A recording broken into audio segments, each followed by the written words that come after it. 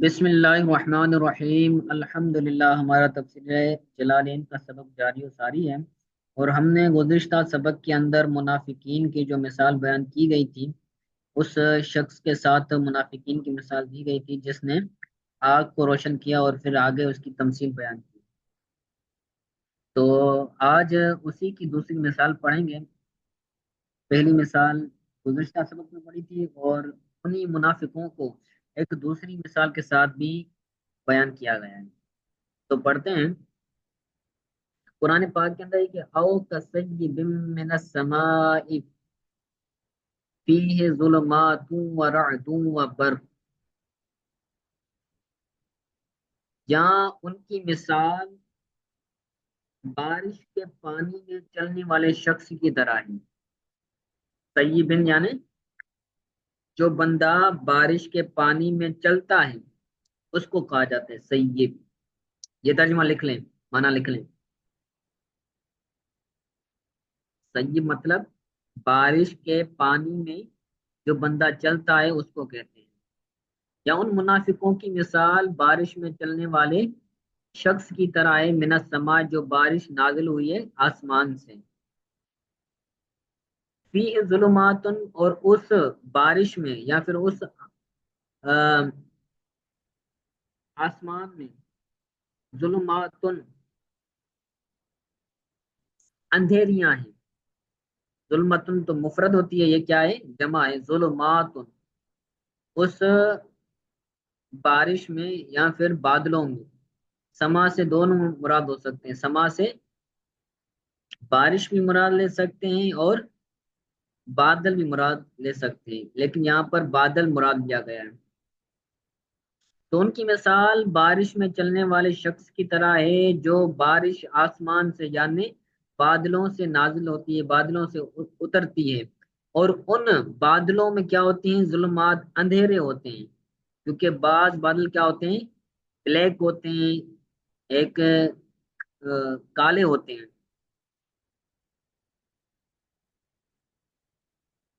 وَرَعْدٌ وَبَرَقٌ، اور ان بادلوں میں کیا ہے؟ گرج ہے، جو آواز پیدا ہوتی ہے۔ بادل ایک دوسرے سے لگتے ہیں تو جو آواز سنائی دیتا ہے اس کو رعد بولتے ہیں، جسے گرج بولا جاتا ہے۔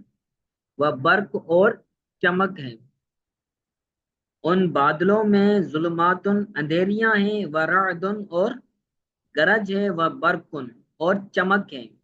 جو بادل بارش ہوتی ہے تیز تو آواز بھی ہوتا ہے، اور وہاں پر ایک طرح کی روشنی بھی بولتے ہیں جسے بجلی کہا جاتا ہے۔ تو رات کا مطلب کیا ہے؟ گرج، اور برق کا مطلب ہے چمک۔ اس کا ترجمہ کرتے ہیں، کہتے ہیں مثلاً ان منافقین کی مثال بارش میں چلنے والے شخص کی طرح ہے، یعنی کاصحاب مطر، یعنی جس طرح بارش میں چلنے والا بندہ ہوتا ہے، اصحاب جمع کو بولتے ہیں، بارش میں چلنے والے لوگوں کی طرح ہے۔ وَأَصْلُهُ سَيْبٌ، سیب بن کی جو اصل ہے وہ کیا ہے؟ سیب۔ جس طرح سید ہوتا ہے نا، لفظ سید، تو سید یہ بھی اصل میں کیا ہوتا ہے؟ سید، یہ بھی اصل میں سیدن ہوتا ہے۔ پھر یہاں پر سیدن والا قاعدہ لگا، واو کو یا کر دیا، پھر یا کا یا میں ادغام کر دیا، تو سیدن سے سیدن ہو گیا۔ اس کا ماخذ اور مشتق منو کیا ہے؟ من صاب یسوب، صاب یسوب سے یہ کیا ہے؟ مشتق ہے، یعنی نصر ینصر۔ اس کا معنی بتائیں، اے ینزل، یعنی جو بارش، جو پانی نازل ہوتا ہے، اترتا ہے، من السماء آسمان سے۔ بارش کہاں سے ہوتی ہے؟ آسمان سے تو نہیں ہوتی، بارش ہوتی ہے۔ تو اس کی وضاحت کرتے ہوئے بتایا کہ من السماء، سما سے مراد کیا ہے؟ السحاب، بادل مراد ہے، جو بارش بادلوں سے اترتی ہے، فی ہے ان بادلوں میں، فی کا مرجع بتایا السحاب، سحاب بولتے ہیں بادلوں کو۔ اس کا بھی ترجمہ لکھ لیں کہ ان بادلوں میں ظلمات اندھیریاں ہیں، متکاسفتن اس کو اندھیریاں بولتے ہیں، متقاصفن یعنی اندھیریاں، یعنی دو ظلمت ایک چیز دوسرے چیز کے ساتھ ملتی جائیں تو ایک بادل دوسرے بادل کے اوپر ہوتا ہے، پھر دوسرے بادل کے اوپر تیسرا بادل ہوتا ہے، تو آپس میں وہ لپٹے ہوئے ہوتے ہیں، آپس میں ملے ہوئے ہوتے ہیں، جس کی وجہ سے وہ اندھیرا ان بادلوں کے اندر آ جاتا ہے۔ اگر سمپل ایک بادل ہو تو وہ وائٹ نظر آتا ہے، سفید نظر آتا ہے، لیکن کئی بادل ایک ساتھ آ رہے ہوں جمع ہو تو پھر ان کے اندر اندھیرا آ جاتا ہے۔ تو یہی معنی ہے متقاصف یعنی لپٹے ہوئے بادلوں کے اندر کیا ہوتی ہیں، ظلمات، اندھیریاں ہوتی ہیں۔ رعدن، اس کے اندر دو قول بیان کیے ہیں، ایک قول جو میں نے آپ کو بتایا گرج، یا پھر یہ فرشتے کا نام ہے، ہوا والملک، وہ فرشتہ ہے، الموکل بھی، جو بادلوں پر کیا ہوتا ہے، مقرر شدہ ہوتا ہے، مقرر کیا گیا ہے۔ وکیلا سعود، وہ کہا گیا ہے کہ یہ بادل، یہ جو رعد ہے وہ اس فرشتے کی آواز ہوتی ہے، وہ برق اور چمک کے لمعان صوت ہی الذین یزجرہ بھی، یعنی برق یہ روشنی ہے، اور اس کا آواز، اس کا وہ آواز ہوتا ہے، یج یزجرہ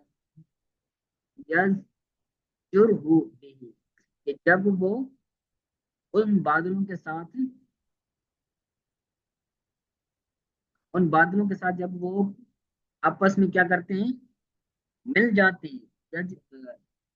یز جر کا مطلب کیا ہے، ملنا، آپس میں ٹکرانا، جب بادل آپس میں ٹکراتے ہیں تو ایک آواز پیدا ہوتی ہے، لمعان یہ چمک ہے، صوت، جس کی آواز وہ ہوتی ہے جب وہ بادل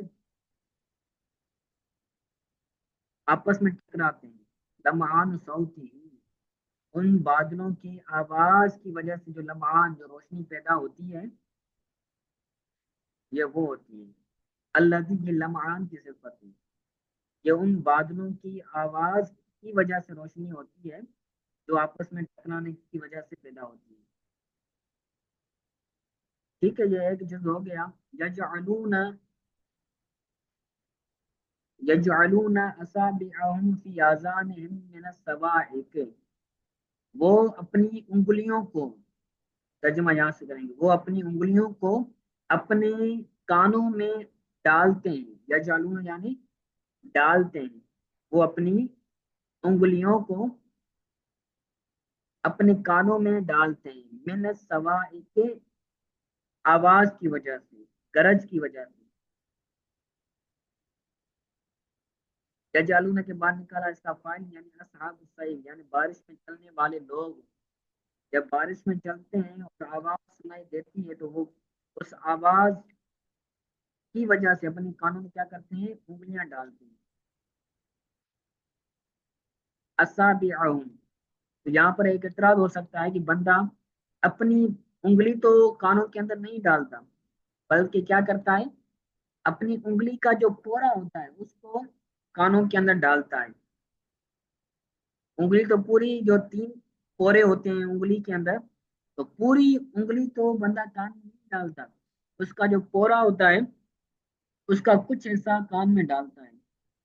تو یہاں پر بتایا کہ اصحاب سے مراد یہاں پر انامل ہے، اور یہاں پر بلاغت کا ایک قاعدہ لاگو ہوا ہے کہ کل بول کر جز مراد لیں گے، اصحاب یہ کل ہے اور انامل پورے اس کا جز ہے، تو کل بول کر جز مراد لیا گیا۔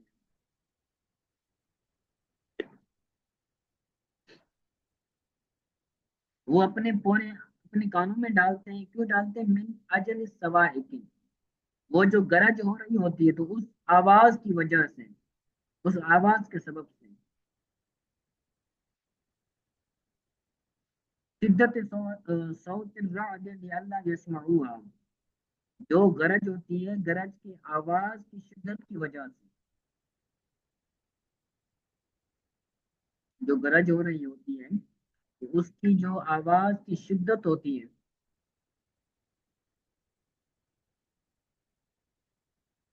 اس کی وجہ سے وہ کیا کرتے ہیں اپنی کانوں میں انگلیاں ڈالتے ہیں یہ اللہ یسمعوها تاکہ وہ اس گرج کو اس آواز کو نہ سن سکے حضر الموت موت کا خوف کرتے ہوئے